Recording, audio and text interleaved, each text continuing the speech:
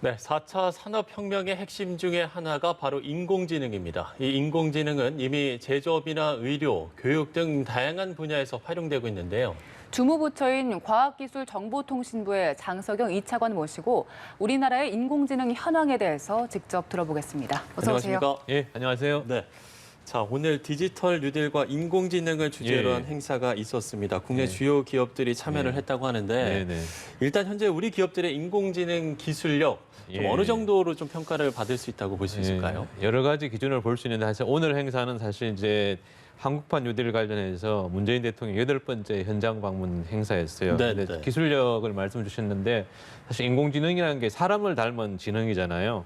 여러 가지 사람의 이제 기능이나 지능이 있는데 예를 들면은 동작이나 감각을 인지하는 거 이런 기능을 얘기를 들면은 우리가 뭐 고구마를 까는지 감자를 까는 이게 사람 되게 쉬워 보이는데 인공지능 로봇은 잘 못합니다. 네. 네. 오늘 소개된 우리 기업들이 고구마 깎는 걸 했는데 고구마가 이게 좀 이렇게 둥그렇고 그렇잖아요. 예. 예, 모양이 그거를 조금 그거를 정확하게 잘 깎아주는 아. 로봇이 그건 대단한 거거든요. 사람은 쉬운 그러게요. 거지만 로봇한테는 어려운 건데 그걸 잘 하는 기술을 보여줬고 또 공을 던지면 공을 어디서든 나오는지 모르는데 그걸 잘 잡는 예, 예. 그런 기능, 감각이나 인지 기능을 좀 보여준 것도 있고 네. 또 하나 저는 좀 가슴이 울컥했던 것 중에 한 가지가 우리 청각장애인 분들 계시는데 목소리를 잘 모르잖아요. 청각장애인 예. 분들. 예.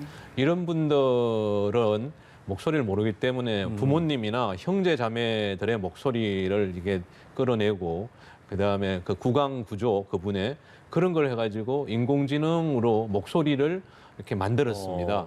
그러면은 이제 청각 장애인 분들께서 이렇게 통화를 하고 싶을 때 네네. 본인이 이제 PC에 뭐 태블릿에 이렇게 내가 하고 싶은 말을 치면은 그게 인공지능이 그 본인의 목소리를 바꿔줘가지고 통화를 해주게 되고 그런 경우에는 이제 음성 인식이나 음성 합성 기술 수준인데 예, 예. 그것도 그런 걸 보면 상당히 높습니다. 그래서 전체적으로 봤을 때 우리나라의 인공지능 관련 기술 수준이라는 것이 네. 제일 잘하고 있는 미국 비교해서 현재 한 85%, 86% 정도 수준 될 거다. 그러면 좀 세계적으로도 좀 인정을 받고 있는 수준이겠네요. 예, 뭐 그래서 한 2, 3년 내에는 거의 90% 이상 수준까지 따라가서 예. 정말 세계적으로 뒤지지 않는 그런 수준이 될 거라 그렇게 보고 있습니다. 네. 그렇군요. 오늘 행사에서 굉장히 다양한 기술이 네, 네. 선보였는데 예. 말씀을 쭉 듣다 네. 보니까 확실히 인공지능이 우리 미래의 핵심 먹거리가 되겠다라는 네, 생각이 듭니다. 그렇습니다. 정부가 주도를 예. 해서 예. 인공지능에 대한 기본 구상과 또 예. 국가 전략에 대해서 발표를 한 지 언 1년이 돼가는데요. 맞습니다. 예. 차관님께서 이제 1년 예. 동안 성과를 보셨을 때 네, 네. 우리 인공지능에 대해서 그동안 성과 어떻게 예. 평가하십니까?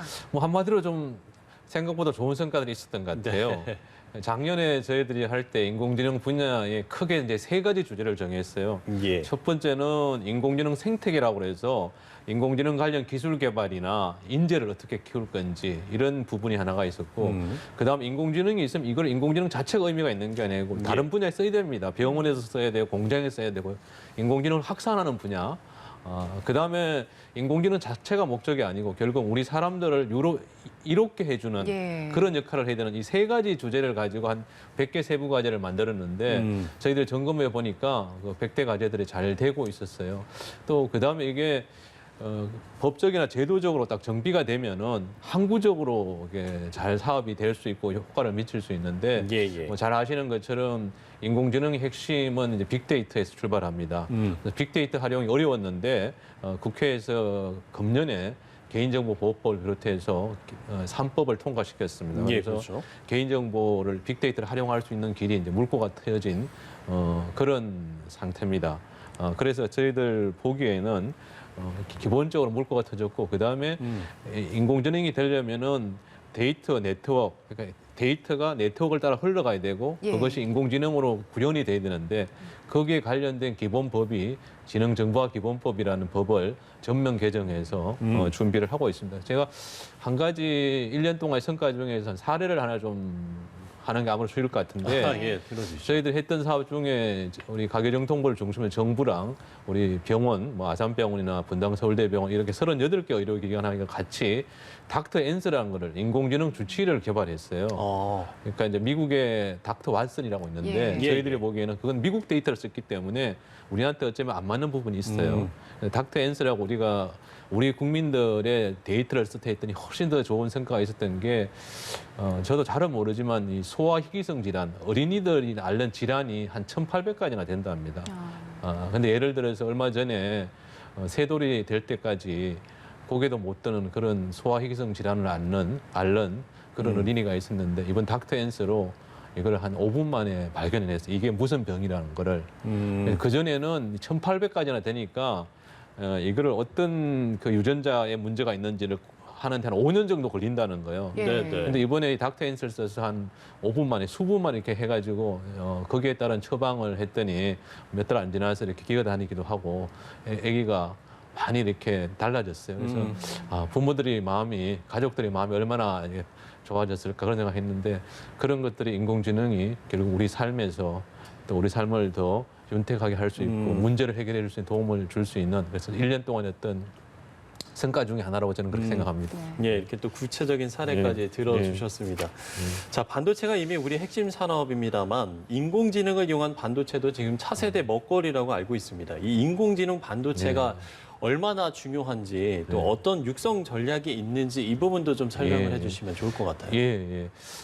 반도체가 결국은 인공지능의 두뇌입니다. 우리가 앞에 보이는 거는 아까 전에 설명드렸던 것처럼 인공지능 서비스인데 이 서비스가 되려면은 인공지능이 머리를 써야 되잖아요. 그 머리에 해당하는 게 반도체입니다. 이 반도체인데 저희들이 이제 인공지능 반도체는 그만큼 더 많은 데이터를 더 빨리 계산을 해야 돼요. 그렇죠. 그래야 정확하게 이제 사람하고 똑같이 결과가 나오는 거예요. 근데 지금까지 이제 반도체는 인공지능 반도체를 얘기할 때 저희들 지금까지 반도체는 건 기본적으로 구조 자체가 이렇게 한쪽은 이 데이터 정보를 저장하는 기억 장치가 있고 반도체 안에 한쪽은 이 그 데이터를 정보를 계산하는 연산 기능이라는 게 있어요. 이게 두 개 떨어져 있어요. 지금까지는 두 가지 문제가 있습니다. 그렇게 되면 여기 기억 장치에 있는 정보를 꺼내 가지고 여기까지 전달하는데 연산 장치가 전달하는 시간이 지연이 돼요. 네. 지연이 되는 문제가 하나가 있고 그다음에 그 전달되는 과정에서 열이 발생합니다. 우리 PC도 뒤에 보면 핸드폰도 만져보면 뜨겁잖아요. 그러다 그렇죠. 보면 근데 두 가지 열이 발생하는데 그거를 없애려면 어떻게 해야 되냐? 그걸 없애려면은 지금 나온 게 구조가 합쳐버리는 거예요. 두 가지를 기억 장치랑 연산 장치를 합치는 그런 반도체 구조를 바꾸는 이 새로운 그런 인공지능 반도체를 만들면은 인공지능이 필요로 하는 많은 데이터를 신속하게 처리할 수 있고 문제를 해결할 때 해서 과기정통부 우리 산업통상자원부 같이 해서 인공지능 반도체 지금 발전 전략을 만들어서 개발을 하고 있습니다. 그래서 이게 좀 개발이 되면은 우리나라가 지금 메모리 분야의 반도체 강자인데 앞으로 이런 인공지능 분야에서도 계속 강자로서 그 글로벌한 경쟁력을 유지할 수 있다고 그렇게 생각을 하고 있습니다. 네, 저희가 오늘 이야기를 나누면서 데이터 댐이라는 개념에 대해서 이야기를 꼭 짚어봐야 될 것 같은데 이 데이터 댐이 한국판 뉴딜의 핵심 사업 그렇습니다. 중에 하나이지 않습니까? 근데 포털에서 검색을 해보니까 데이터의 수집, 가공, 거래, 활용 기반을 강화해서 데이터 경제를 가속화하고 5G와 인공지능의 융합을 확산시키기 위한 것이다. 이렇게 나와 있더라고요. 근데 사실 굉장히 와닿지는 않거든요. 어렵죠. 차관님께서 좀 쉽게 설명을 해주세요. 너무 정확히 찾아보셔서 감사드립니다.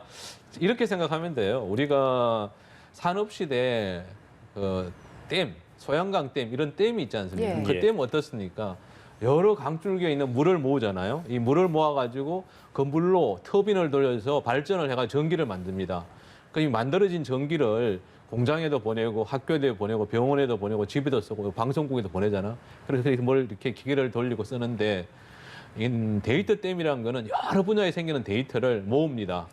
모으면 그 모아진 데이터가 빅데이터가 되는 거죠. 이 빅데이터를 분석하면 인공지능을 학습시키고 인공지능을 학습시켜서 학습된 인공지능을 도시에 보내면은 스마트 시티가 되고 공장에 보내면 스마트 팩토리가 되고 스마트 제조 스마트 공장이 되고 교육에 보내면 스마트 교육이 되고 집에 보내면 스마트 홈 되는 거죠. 그렇게 이렇게 빅데이터를 모아서 인공지능을 학습시키고 그걸 여러 군데 활용할 수 있게 하는 그런 기본이 되는 겁니다. 확실히. 그래서 그래서 저희들은 근데 사실 예. 이제 생각하기에 이게 인공지능을 학습시킨다는 거는 인공지능이 가만히 두면 자료를 주면 이 사진을 주면 모릅니다. 그래서 사진에다 이름표를 붙여야 돼요. 라벨링이라고 하는데 그 라벨링을 하는 작업이 많이 필요합니다. 그래서 원래 예. 저희들이 한국판 뉴딜, 디지털 뉴딜을 하면서 이 각 자료에 라벨링 이름표를 붙이는 작업을 합니다. 한 3천억 정도 투자해서 올해만 한 4억 한 3천만 건 하고 2025년까지 한 32억 건의 자료에다가 이름표를 붙입니다. 예. 그럼 그만큼 인공지능이 똑똑해지고 정확해질 겁니다. 알겠습니다. 예. 저희가 이제 마지막으로 좀 짧게 좀 질문을 네네. 들어봐야 될 것 같아요. 예. 지금 국내 기업들이 한 목소리로 하는 게 인공지능 분야의 인재가 좀 부족하다 예. 이야기를 합니다. 예. 예, 이와 관련된 예, 좀 예. 대책들도 나와야 될 것 같거든요. 예, 맞습니다. 정말 정확한 말씀이십니다. 제일 중요한 게 인재인데요. 첫 번째는 이제 최고급 인재로 봤을 때 석박사급 인재를 길러내기 위해서 네. 가기정통부를 중심으로 정부에서 작년부터 인공지능 대학원을 만들었습니다. 8개 대학원이 선정이 돼서 1년에 한 50명씩 각 대학에서 나옵니다. 그러면 한 500명 정도 매년 이렇게 석박사 대학원 나오고 네. 그다음에 원래 이제 정원을 저희들 대학 학부에 정원을 좀 조정해서 인공지능이나 이런 혁신 기술 관련해서는 정원 자체를 한 4,700명 정도 정원을 했어요. 그래서 그분들이 좀 할 수 있을 것 같고 제가 한 말씀 드리고 싶은 것은 사실 인공지능은 소프트웨어입니다. 소프트웨어 저변이 넓어야 됩니다. 그래서 사실 소프트웨어에 대한 초중고에서 교육 시간이 좀 확대될 필요가 있습니다. 예, 예. 알겠습니다. 알겠습니다. 네, 과기정통부 장석영 2차관과 함께 우리나라의 인공지능 현황에 대해서 함께 들어봤습니다. 오늘 말씀 고맙습니다. 예, 감사합니다.